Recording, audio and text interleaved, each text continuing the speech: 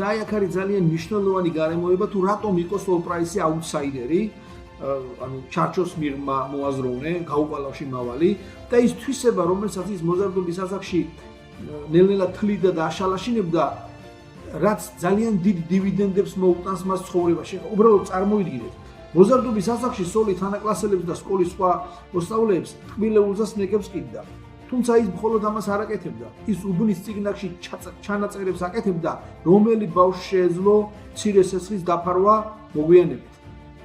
და მან სნეკების გაყიდვა კრედიტის შეთავაზებით დაიწყო. ანუ უბრალოდ დაფიქრდით და წარმოიდგინეთ, ის მოსწავლეებზე კრედიტ ისტორიას ყიდა და იცოდა ვისთვის გაეცა სესხი და ვისთვის არა.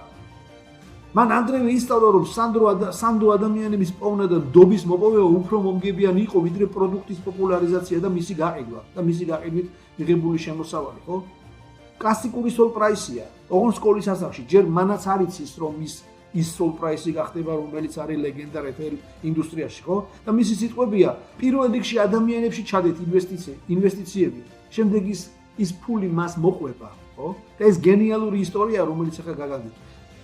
უსმინე ჯაბას პოდკასტს. ის შენს ბევრს გასწავლის. სრული პოდკასტის მოსაცმენად ლინკი იხილეთ პირველ კომენტარში.